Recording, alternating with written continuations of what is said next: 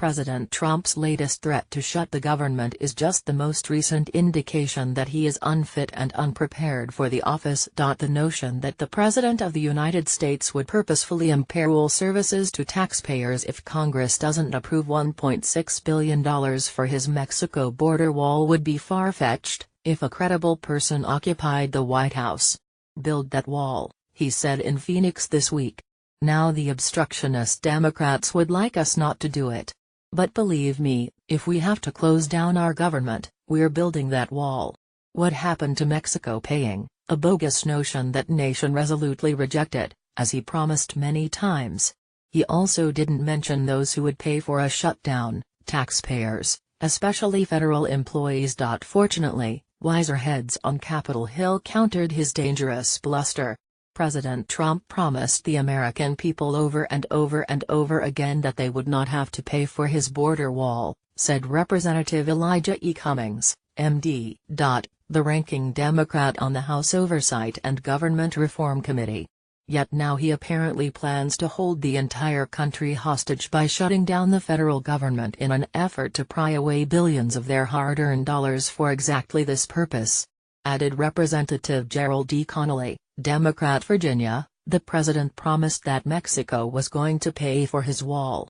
That was a lie. Even the leadership of Trump's party rejected his dare.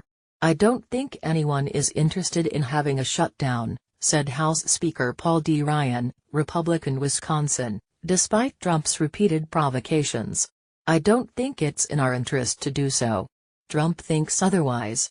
His Phoenix declaration was his second shutdown challenge. Complaining about the budget process in May, Trump tweeted, "Our country needs a good shutdown in September to fix mess."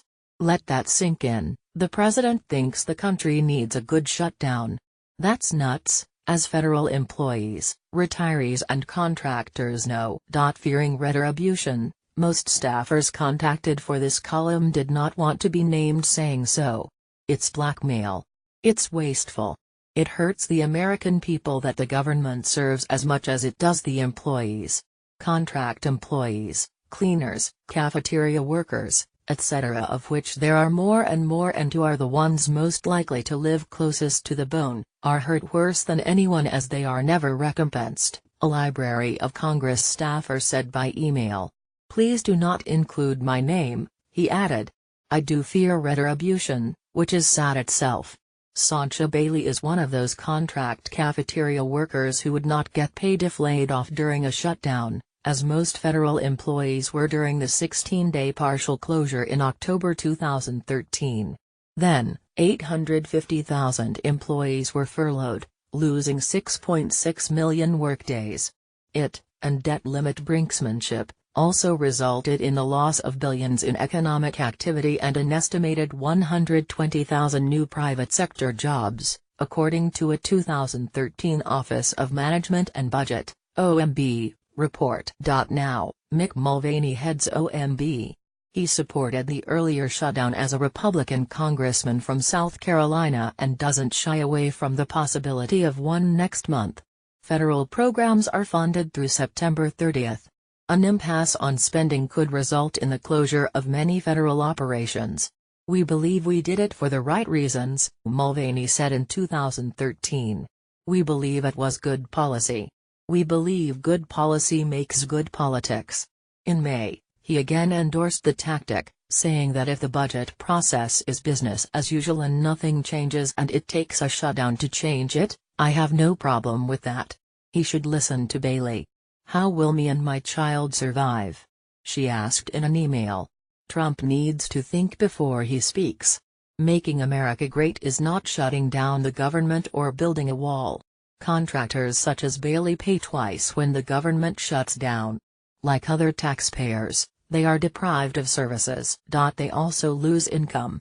Although federal employees generally were paid for the lost time after the last shutdown, the disruption to their lives and work was significant. Closing the federal government is not the solution to the government mess that President Trump thinks it is, a longtime Defense Department employee said. His email explained the lessons that Trump and Mulvaney should have learned from the 2013 experience. First, there was all that planning for the shutdown, the instructions from civilian human resources as to who was accepted from the furlough and who was not, and meetings at which those soon-to-be furloughed employees were told what they are forbidden to do during the shutdown, everything, including checking their email. Then, after the shutdown had lapsed, there were the instructions and directives about how to fill out timesheets to reflect the hours not worked, and finally the reversal of those directives when it was decided that the pay of furloughed